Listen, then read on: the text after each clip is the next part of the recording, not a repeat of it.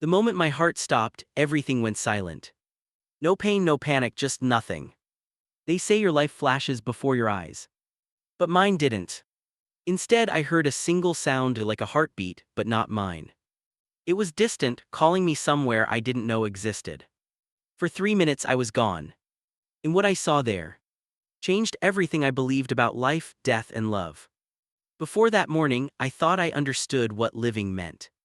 Wake up, check messages, coffee, deadlines, repeat. My whole life ran on autopilot, fast enough to feel important, too loud to feel anything. People said I was doing well, and maybe I was. But inside, I was tired in a way sleep couldn't fix. There was a pressure in my chest sometimes, a warning I called stress. I told myself I'll slow down soon. But soon never came. Every heartbeat was a promise I didn't keep. A reminder that I was surviving my days instead of living them. I didn't know it yet. But my body was counting down to silence. It happened on a Tuesday morning. I remember sunlight through the kitchen window, ordinary, almost beautiful. I reached for my cup and the world tilted. The sound around me began to stretch, voices turning to echoes, footsteps to thunder. My heartbeat slammed once, twice. Then nothing. For a split second I thought I dropped something. Then I realized it was me. The floor rushed up, but I never felt it. There was no pain. No fear. Just the slow unraveling of everything I called real. And then, the silence arrived. They say death is the end. But to me, it felt like unplugging from a storm. One moment I was heavy, trapped inside noise, breath, heartbeat. The next I was outside of it. I could see everything, yet nothing looked solid anymore. The room shimmered like heat above desert sand. I saw my body lying still on the floor. People moving around it, calling my name. But their voices came from far away, like underwater echoes. I tried to speak, but words didn't exist here. Instead I thought, and the thought itself moved, fluid, clear, alive. For the first time in my life, I wasn't afraid. I wasn't in pain. I wasn't even lost. I was free. Completely, impossibly free. At first I thought it was light. But it wasn't light the way we know it.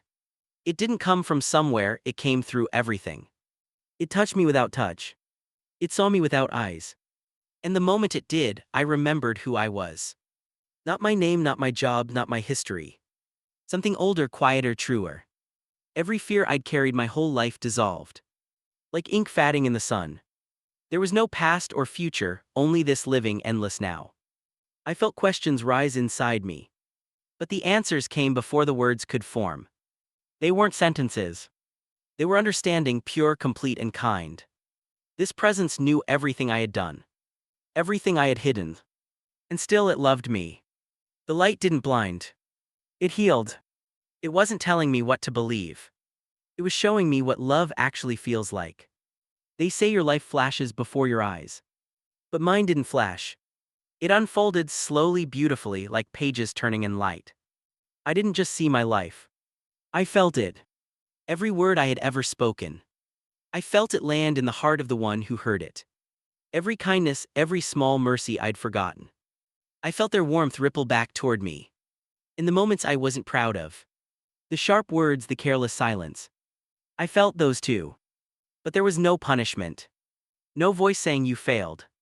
Only a presence that wrapped even my mistakes in understanding. It was as if love itself was showing me. This is what you gave. This is what it became. And I realized. Not a single act of love had ever been wasted. Not one. I drifted toward a horizon. Not a wall, not a gate, more like the edge of a dream. Beyond it, everything shimmered in a color I can't name. It felt like peace itself was breathing. And for a moment I knew. If I crossed it, I would never come back. There was no fear. Just a quiet invitation. Then the light around me moved. Not closer, not farther, just aware. And from that stillness came a voice. It wasn't loud.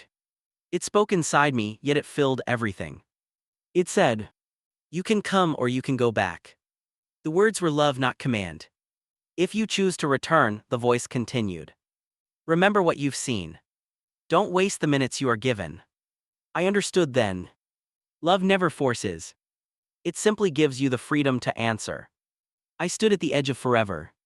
And I thought of the people I loved. Not the big moments, but the small ones I never finished. The friend I never called back. The apology I never spoke. The mornings I rushed through without saying I love you. Faces appeared not as visions, but as memories alive with meaning. And I realized love doesn't want escape. It wants completion. I turned back toward the light and whispered, "Please give me time. Not years. Just minutes enough to change how I use them." And when I made that choice, the horizon itself seemed to breathe. The light folded around me like arms pulling me home. Not away from heaven, but back toward purpose. Coming back wasn't graceful. It was violent, like falling into gravity. The warmth of the light vanished, replaced by cold air biting my skin. My chest ached. My lungs forgot how to breathe. Voices shouted above me, muffled, panicked. Machines beeped. Someone said, "We've got a pulse." I wanted to tell them I never really left. But my mouth wouldn't move. The weight of my body returned. Heavy, imperfect, human. Pain screamed through every nerve.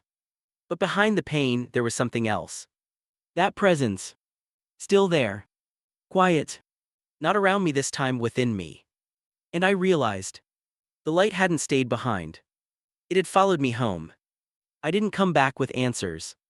I came back with awareness. Every minute felt heavier, not like a burden, but like something precious I'd almost thrown away. Before I measured time in hours and deadlines. Now I measure it in moments of presence. The smell of rain on the pavement. The sound of someone laughing on the phone. The way sunlight hits the window just before dusk. 3 minutes without a heartbeat taught me that every ordinary second is a gift. When we trade too easily for noise and hurry. So now I do simple things differently. I look up when people talk. I say thank you more often. I let the small things matter. Not because I'm suddenly holy, but because I finally understand what time really is. Time is not a clock. It's mercy. A second chance disguised as another day. I used to chase life. Now, I live it. I didn't see streets of gold or gates of heaven. I saw something simpler and greater. I saw that every life, even the messy, unfinished ones, are threads in something vast and beautiful. I saw that kindness is never lost. That love never dies. That forgiveness is the language the universe speaks best. And I saw you. Not your face, but your worth. Whoever you are, wherever you are. You are more than what's gone wrong. You are more than what you regret. The light that found me isn't mine to keep. It's for anyone still wondering if they matter. You do. You always have. You always will. And maybe that's why I came back. Not to explain what waits beyond, but to remind you what's still here. Life. Love. Time. Don't waste them. They're already holy. If these 3 minutes spoke to something inside you, take one of yours right now and use it with purpose. Tell someone you love them. Forgive someone. Or simply breathe and be thankful you're still here. And if this story reached you, share it. Not for views, but because someone out there might need to hear that life still matters. In the comments, write one small promise you'll keep today. I read them all, every word reminds me why I came back. And if you want to keep walking through stories like this, you know where to find me. Subscribe, stay a while. And never forget, your minutes matter. 3 minutes stopped my heart, but they started my life. Every breath since then has been a reminder. The light never left. Until next time, hold on to yours.